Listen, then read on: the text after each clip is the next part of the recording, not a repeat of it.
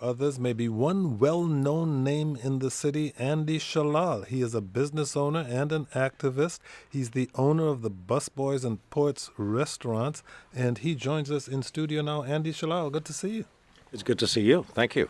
Most people in the district know you as a businessman and a restaurateur who takes politics very seriously. Questions have been swirling lately about just how seriously and whether you're thinking about engaging in the district politics in, well, a different way. You told the Washington City paper that you'd pick up petitions today at the District Board of Elections to begin work on a campaign for mayor. Have you officially decided that this is something you're going to do? Are you a candidate for mayor? I'm not a candidate yet. I'm going to be picking up the petitions this afternoon, and I'm going to be making an announcement on Tuesday. So picking up the petitions is the official move to become a candidate, and then the informal announcement will be on Tuesday. Will it be at one of your fabulous restaurants? It'll be actually at another fabulous restaurant, Ben's Chili Bowl. Tom Sherwood has been obsessed with restaurants of late. He couldn't get it off his mind when we discussed Virginia politics. That's going to be a cool country music bar, and I invite you there. There we go again. To those culturally deprived of country music. Andy Shallal, to those who do not know you, how would you describe your politics? Where do you see yourself fitting in among the other announced candidates in terms of your political philosophy? Well, first of all, let me say I love your new digs here. Thank you very much. Okay, and I'm hearing your voice. I went to the restroom, and I'm hearing you there as well. That was very interesting. Yeah, Tom doesn't like that part. Right. And then I heard that the mayor was here. Was it last week? Friday. It was last Friday. Last Friday. And he gave a proclamation as Kojo Namdi Day. Yes, sir. I would like to give a proclamation of Kojo Namdi Week as the candidate to be, the possible candidate to be. So here you go. You got a week. That will never happen, as we was that the answer to what type of politics he is? That was called smoozing the host. It doesn't work. You're a progressive. You are a progressive Democrat. You're proud of the word progressive. Yes, I am. I don't think there's anyone more progressive in the race than you, I would think. On national, international, and local issues. I like progress. And unlike Rita, I mean, you do have a lot of local experience. Yes. I like progress. Why do you plan on running, and why do you think this is something you can do?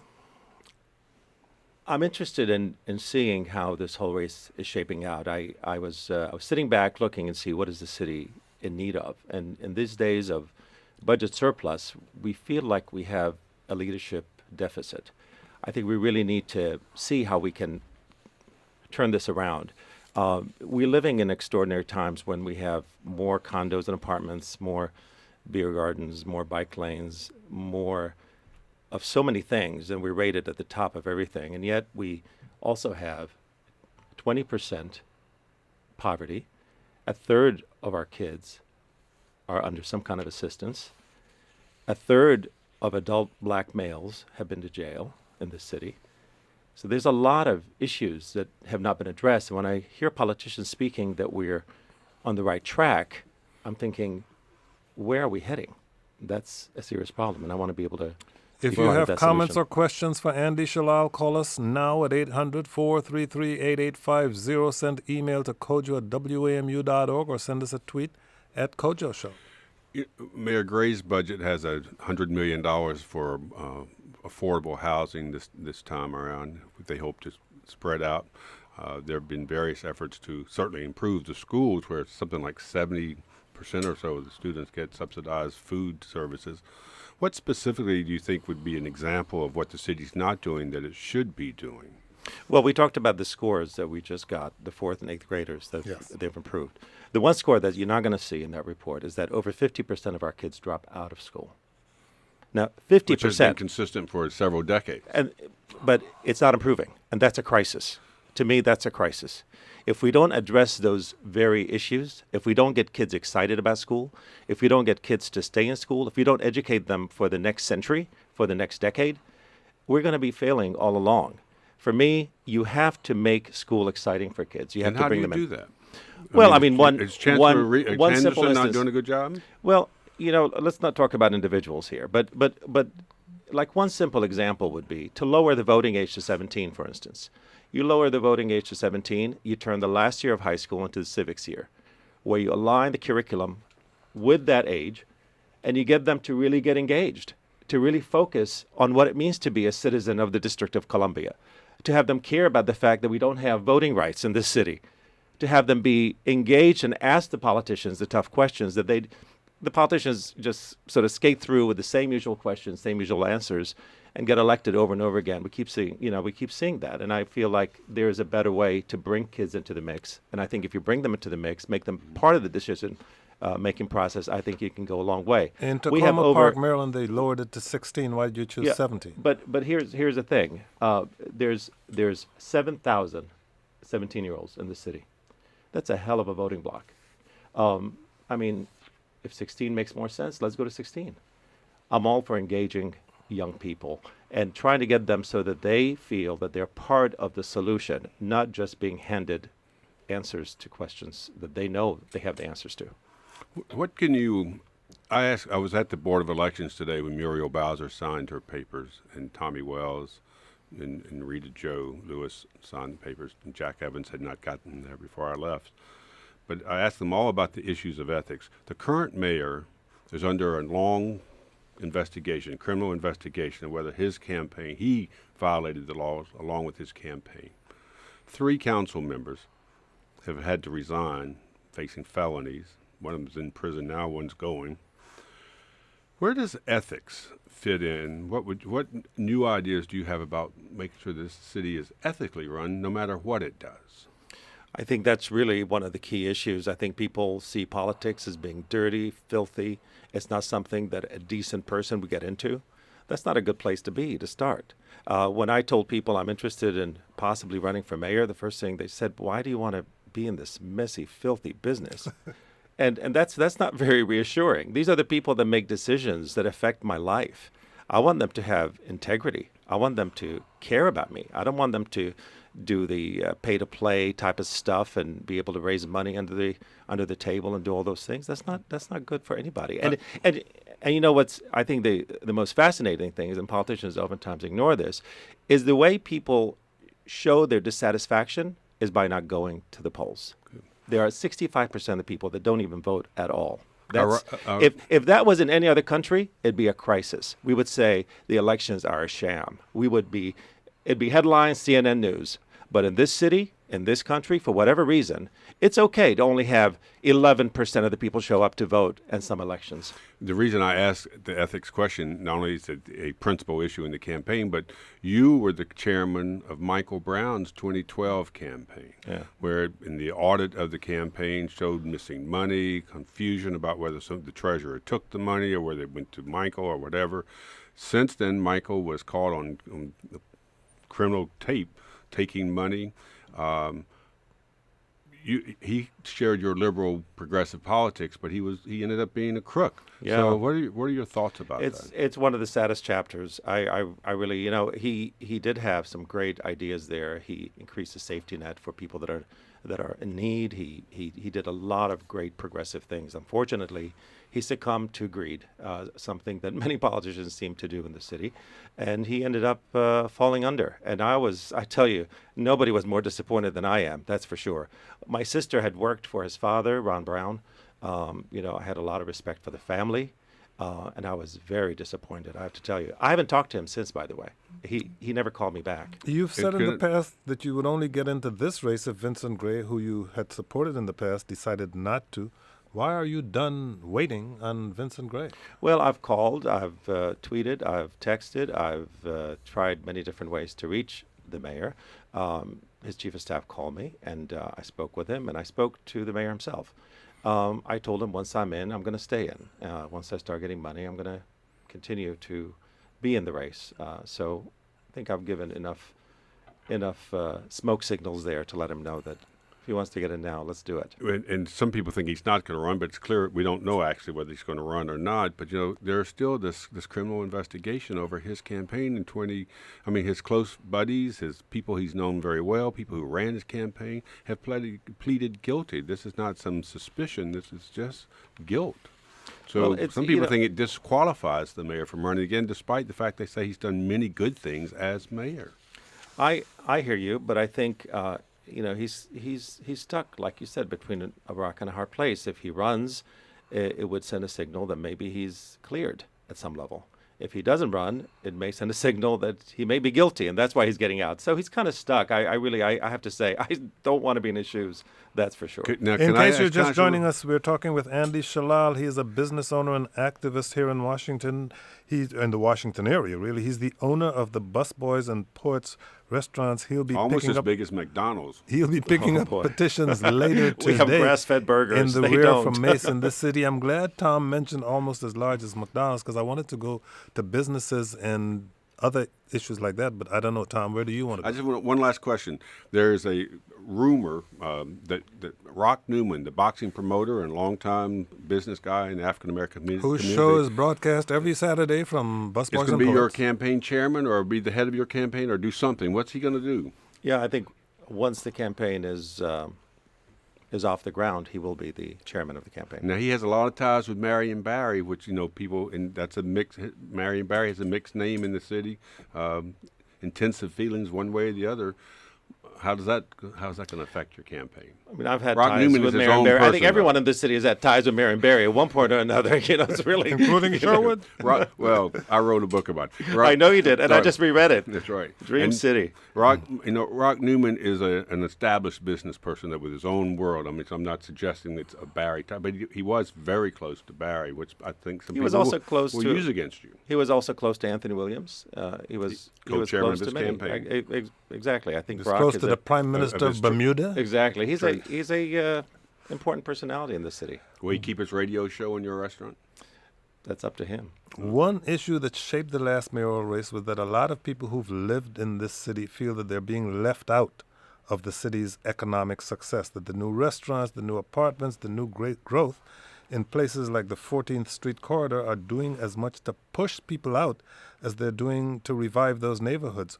What kind of restaurant has your restaurant business given to you about these growing pains? And from a public policy perspective, what do you think you can do as mayor to make sure as many people as possible benefit from this growth that the city is experiencing? Clearly, a lot of people are being left out and pushed out.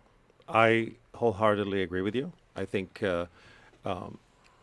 there's a serious problem. There's a cultural divide also in the city that's growing. I think we could use a lot more racial and cultural uplifting. It has to be done consciously. We have to bring people together in different venues so that they can talk about these issues at the very least and be able to exchange ideas on how we could do better, how we could do it better. I don't think having 72 restaurants along a stretch of 10 blocks on 14th Street is helping anybody really in that sense. I think it's good and it's useful to have some great restaurants. I think competition is always great, but when I hear things like the Reef Center is going to be pawned off to the next highest bidder, to me that's a little alarming. This is not a way that I would move the city, that's for sure. I think a place like the Reef Center can be turned into something other than more restaurants and more retail spaces. But you told Washington City paper that you're in favor of the proposal to offer public support for the construction of a new soccer stadium for DC United at Buzzard Point, and that deal includes some land swaps that would include the Reef Center. No, what I said is I am in favor of having a soccer stadium. I love soccer, but if it's at the cost for taxpayers, of course not. All right, a couple quick issues. Had you been on the council, of course you're running for mayor, would you have voted for, would you have signed the bill to make Walmart pay $15 an hour? I actually had the chance, and it wasn't $15 an hour. It was $12. 12. I'm sorry. That's all right, but I think 15 somebody sounds else good. was. I apologize. But anyway, 12. I actually had a chance to talk with the mayor about this very issue, and he was mentioning that that the bill was not a good bill, and I would agree with him. I would say that bill was not a good bill. But what I don't agree with is once it got to his desk, he should have signed it. The problem I think that happened with that bill is the process. If there was an issue with that bill, that issue should have been brought up a long time ago in the process while the bill is being constructed. And not wait till the end. This is not a duel at noon, high noon is like, okay, who's going to shoot first? It should be, politics is about having conversations with people they don't agree with. There are And four coming bills. up with solutions. There are four bills, I think, to raise the minimum wage in the city and affect the way waiters are paid, which would affect your business. What is your view on what kind of minimum wage should the city have? It's right now it's $8.25, $1 more. And the new crowd felt entitled to running through her racing lane as she's exercising. You know, stuff like that. It's the entitlement. And then there's You mean the Tacoma? lack of- You mean the Tacoma Recreation Center here in Washington D.C.? That's 100% correct, sir. Okay, and you're saying that you think there's a certain lack of either racial or cultural tolerance in the city. Is that what you're saying? I'm not going to say racial, I'll say cultural, because I think Okay. that's more important than racial. You know, that stirs up whole hornet's nest. But I think just the cultural differences is so important that we need to, like, some talking about the U Street corridor, making sure people understand how important that was back in the day. And Georgetown used to be, 80% black, you know, because it was an industrial area. Now it's, 99% Caucasian. So Well, it's just, you said you were talking more cultural than racial, but now you're bringing up race. So allow me to have Andy Shallal respond, because it's clearly a combination of the two It is- that Lawrence is referring It to. is absolutely a combination. I mean, one of the reasons why we open Busboys and Poets is really to create those connections. And, you know, people say, oh, this is the most multicultural, multiracial type of space in D.C. And I agree. And they think it just happens. You just open the door and serve, you know, beer and wine and burgers and everybody shows up. That's not true. It's a conscious effort to make sure that people of different backgrounds feel comfortable. And that starts with the menu, with the art, with the way you hire people, who you promote, who the managers are, who the waiters are, all of those things. The programming that we do, the poetry that we do that has a historic context to the area, the murals that I put on the walls that I do myself, all of those things I think make a huge difference. When people walked in, I remember at first when we opened Busboys and Poets, these two elderly black women walked in. And they looked at me from a distance and they thought, they didn't know if I was black, white. Yeah, you're all over the map. I'm all over the place, right? You're actually Lebanese, aren't you? Right, no, I'm actually Iraqi. Born in Iraq. Iraq, Lebanese, Iraq, very Iraq, young. good. But anyway, so they're looking at me. They're trying to check me out. What is he? And I'm sure they thought I was some high yellow brother somewhere, you know. And they walked in and they looked at the art and they kind of sort of gave that sort of inquisitive smile. And I walked them to the back. I opened up the door and they saw the mural, and they got very excited seeing the poetry of Langston Hughes and some of the icons of the civil rights movement and the history of U Street. And I turned around, one of them had a tear coming down her eyes.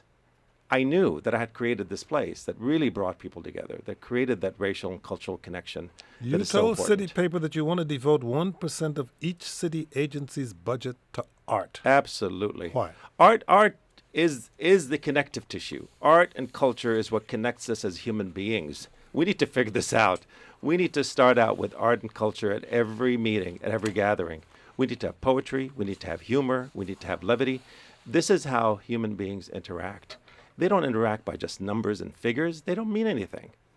If you don't have the heart, and I'd like to, not only art but heart as well. I like to think of leaders as people that lead with their heart and their mind follows. We have too many leaders that lead with just their head, and the head can take you in all different ways and starts to sort of dice and slice in ways that your heart doesn't understand. Have you ever run for something before? Is this your first elective campaign? This is my first campaign. Andy Shallal, he's a business owner and activist in the Washington area. He's the owner of Busboys and Poets restaurants. He'll be picking up petitions this afternoon to run for mayor of the District of Columbia. I am sure that he, like everybody else in this town, knows Maudine Cooper. Maudine Cooper is retiring after 23 years at the Greater Urban League, after 40 years of service here in the Washington area. There's an event being held for her tonight, Tom. Yes, a fine lady who worked hard in the fields.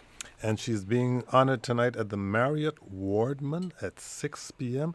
Congratulations, Maudine Cooper. Job well done. Andy Shallal, thank you for joining us. And actually, the Wardman Park Hotel is where Langston Hughes was first discovered as a busboy poet. See, he's a font of information. Absolutely. Andy, And can I tell people to visit Andy4DC.org? and thank you all Thank for you. listening. I'm Kojo Namdi.